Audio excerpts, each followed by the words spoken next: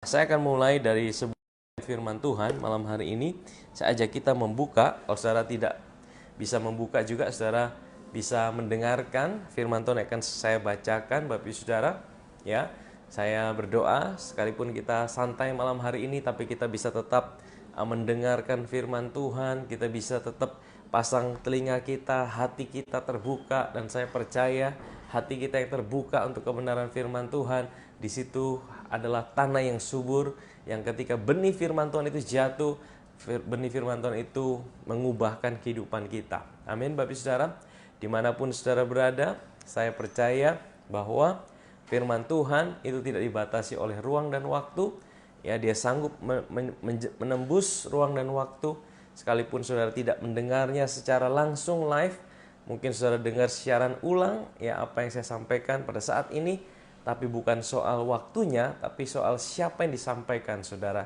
Kalau saudara dengar tentang Yesus, hati saudara terbuka, saya percaya firman Tuhan berkata, hidup kita ini seperti tanah yang subur. Dan ketika benih firman Tuhan itu jatuh, saudara, itu jatuh di tanah yang subur, saudara dengar, dan itu akan mengubahkan kehidupan saudara dan saya. Puji Tuhan.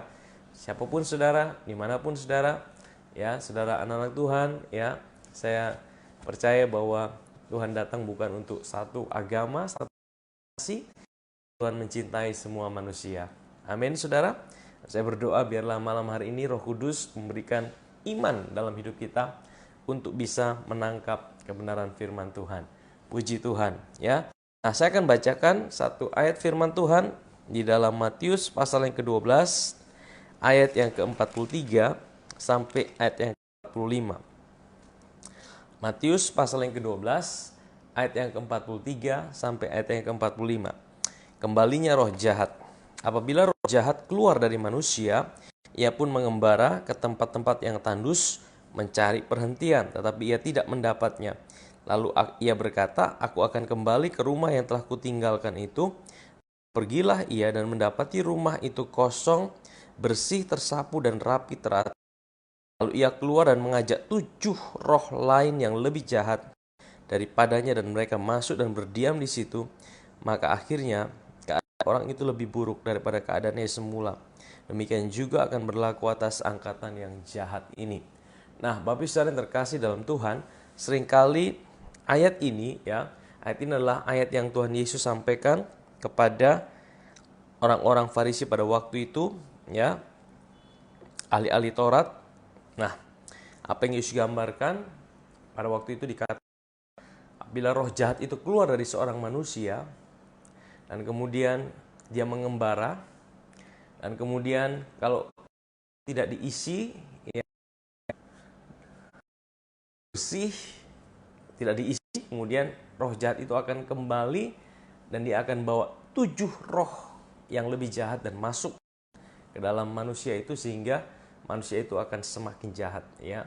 Dan tadinya hanya dirasuk 1 roh jahat, kemudian akan dirasuk 7 roh jahat, saudara. Nah, saudara, ini dari dasar ini seringkali timbullah satu pengajaran atau satu doktrin yang berkata bahwa setiap orang, ya, kalau sudah terima Tuhan, ya, mungkin dia pernah dilayani pelepasan, ya, roh jahat itu sudah lepas dari dirinya, dia terima Yesus sebagai Tuhan, dan kemudian dia harus mengisi hidupnya, ya, kemudian mengisi hidupnya, dia kemudian jatuh lagi dalam dosa, atau dia hidup jauh dari Tuhan, maka roh jahat itu yang tadi meninggalkan dia bisa kembali dan merasuk lagi dirinya, dan bahkan bisa ajak 7 roh jahat yang lebih jahat lagi, sehingga orang itu menjadi kerasukannya lebih hebat lagi, saudara.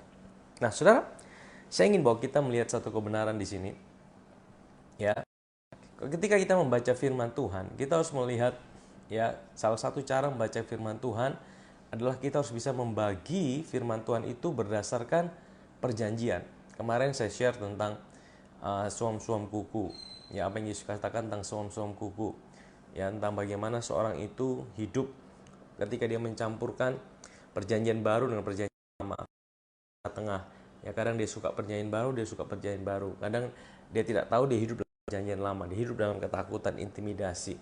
Nah, saudara, itu suam-suam kuku, saudara. Nah, Kalau kita membaca firman Tuhan, saudara, ada satu cara yang sangat penting ketika kita baca sehingga kita tidak langsung menerima semua yang kita baca, kita telan mentah-mentah dan kita berkata ini untuk kita.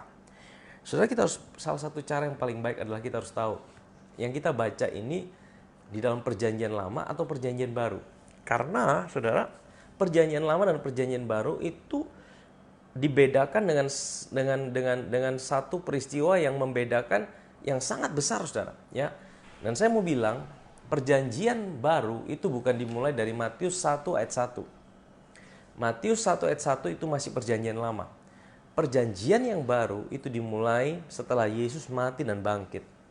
Dan dimeteraikan waktu dia curahkan Roh Kudusnya, saudara, ya.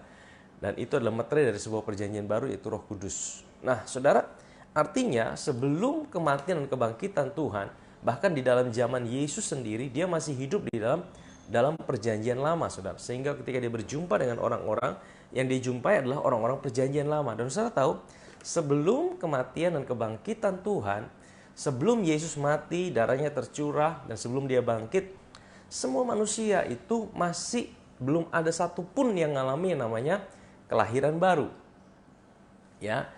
Karena baru itu hanya bisa terjadi karena Yesus sudah tercurah, Yesus sudah mati di atas kayu salib, dan kemudian dia dikuburkan dan dia dibangkitkan. Karena apa, saudara? Kelahiran baru itu harus ada kematian. Kalau tidak ada kematian, maka tidak ada kebangkitan. Kalau tidak ada kebangkitan, maka tidak ada hidup yang baru, saudara. Nah, jadi setiap orang, bahkan orang-orang dalam perjanjian lama, orang-orang kudus perjanjian lama, itu orang-orang yang belum mengalami kelahiran baru sampai Yesus itu mencurahkan darahnya dan kemudian dia mati dan bangkit. Makanya setiap orang kudus dalam perjanjian lama, roh mereka itu ditaruh di pangkuan Abraham, ya. Sampai kematian Yesus, dia turun ke alam maut, dia bebaskan roh. Dia bebaskan roh orang-orang kudus itu, dan setelah kebangkitan Yesus, itu roh itu semua ikut naik ke sorga. Nah, makanya saudara, waktu Yesus masih hidup di bumi, tidak ada satu orang pun manusia yang sudah mengalami kelahiran baru, rohnya itu sudah lahir baru. Maksudnya gini, lahir baru adalah dia mati bersama Kristus dengan kematian Kristus, hidupnya yang lama itu mati bersama Kristus di dalam Adam, dan kemudian dia diberikan satu hidup yang baru, yaitu Kristus sendiri yang menjadi hidupnya. Nah, ini saudara, 2 Korintus 5 ayat 17 bilang gini, barang siapa yang ada di dalam Kristus, dia adalah ciptaan yang baru, yang lama sudah berlalu dan yang sudah datang. Apa maksud daripada perkataan Rasul Paulus berkata, barang siapa yang ada di dalam Kristus, dia adalah ciptaan yang baru. Ciptaan yang baru itu adalah satu identitas yang baru, adalah satu peristiwa supranatural yang dialami oleh seseorang yang lahir, yang percaya pada Yesus. Dia ngalamin rohnya yang lama itu dibawa mati bersama dengan Kristus di atas kayu salib. Ya, Yesus waktu datang sebagai manusia, dia datang sebagai Adam. Nah, dia mati sebagai Adam, dan dia bawa kita mati bersama dia, yang percaya kepada dia, sekalipun kita fisik. Makanya ini saya katakan bahwa, ya kadang-kadang kita bicara tentang konteks sangkal diri, pikul salib, ikutlah aku. Waktu Yesus bilang sangkal diri, pikul salib, itu sebenarnya dia bilang, aku sangkal diri, aku pikul salib, aku mau mati di atas kayu salib. Tapi bagi kita hari ini, sangkal diri, pikul salib sebenarnya bukan untuk kita mati lagi, karena kita udah mati. Kita ini sudah mati. Roma pasal 6 bilang, tidak tahukah kamu bahwa kamu telah mati? Ya, kita bukan akan mati lagi, roh kita. Manusia lama kita sudah mati, saudara. Kita tidak pernah bisa membunuh manusia lama kita dengan kekuatan kita sendiri. Manusia lama kita dibunuh di atas kayu salib bersama dengan kematian Kristus. Nah, waktu dia bangkit, saudara, peristiwa yang sangat dahsyat. Satu peristiwa yang sangat dahsyat, saudara. Kenapa saya katakan sangat dahsyat?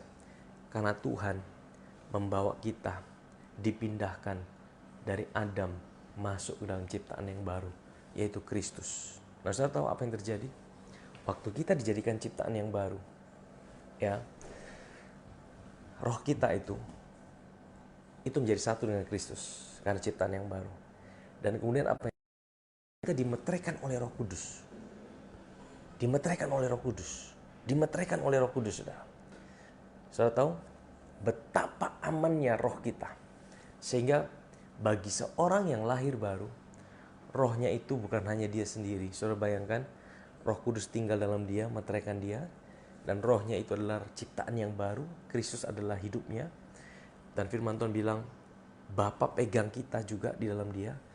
Saudara, kalau saudara lihat ini, apakah bisa seseorang yang sudah lahir baru rohnya, ya, roh jahat itu bisa masuk lagi? Jelas tidak bisa, saudara.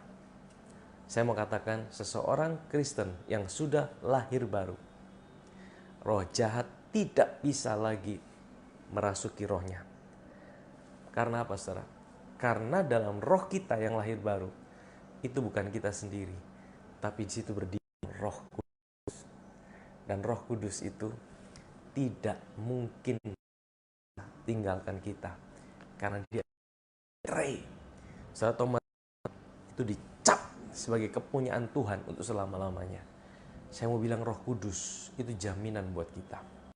Roh Kudus, firman Tuhan dalam Yohanes pasal 14, pasal 16 dikatakan, dan aku akan memberikan engkau penolong yang lain, yang akan menyertai kamu dan tinggal di dalam kamu selama-lamanya. Dan saudara tahu, ini yang Yesus katakan sendiri, saudara. Roh Kudus tinggal dalam hidup kita selama-lamanya. Itu berarti tanpa syarat, saudara. Ya, selama-lamanya itu berarti tanpa batas waktu, saudara. Selama-lamanya itu berarti tidak ada sedetik pun Roh Kudus itu akan tinggalkan hidup saudara dan saya. Kalau saudara adalah orang Kristen yang lahir baru.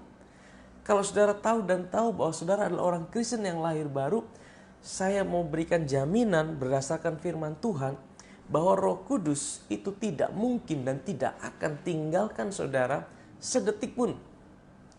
Jadi saudara, dahulu saya sering juga pemahaman saya tentang kesatuan saya dengan Tuhan itu seringkali, ya, kalau saya baik, Tuhan itu dalam hidup saya.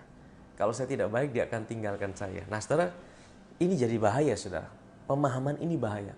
Kalau Roh Kudus tinggalkan kita, artinya kita kosong. Artinya roh jahat bisa masuk dalam roh kita. Dan roh jahat bisa merasuk kita. Saudara, ini pemahaman yang salah, saudara. Ini pemahaman yang keliru, saudara. Saya mau bilang sama saudara, ini adalah tipuan iblis buat anak-anak Tuhan. Kalau saudara tahu bahwa engkau adalah anak Tuhan yang lahir baru. Dari mana saudara tahu lahir baru? Saya mau bilang lahir baru itu bukan sekedar dibaptis. Ya, seringkali kita ribut soal baptisan. Baptisan harus begini, saudara. Kita tidak usah ribut mengenai baptisan, karena bukan soal caranya yang menjadi esensi. Ya, itu cuma deklarasi. Itu cuma sebagai sebuah kita deklarasikan baptisan itu. Tapi yang penting adalah apa yang kita percayai, apa yang kita akui. Percaya dalam hati, mengaku dengan mulut. Dan saudara, waktu kita percaya sungguh-sungguh, saudara, hanya saudara dan Tuhan yang tahu. Roh Kudus, dia kasih iman buat kita. Dia kasih kita kesadaran, kita mengaku dengan mulut. Nah, saudara, hanya kita, kalau saudara mau tahu saudara lahir baru atau tidak, itu hanya saudara dan Tuhan yang tahu. Ya. Nah, waktu lahir baru, saudara percaya roh saudara itu bukan cuma dihinggapi Roh Kudus. Orang-orang perjanjian lama iri dengan saudara. Daud iri dengan saudara. Abraham iri dengan saudara. Ya, semua nabi-nabi dengan saudara. Karena mereka cuma dihinggapi Roh Kudus. Roh Kudus tidak pernah tinggal dalam hidup mereka. Bahkan Raja Daud iri dengan dia bilang gini, Tuhan jangan ambil rohmu daripadaku. Kenapa? Dia tahu dalam perjanjian lama roh Tuhan itu tidak pernah tinggal selama-lamanya dalam hidup manusia.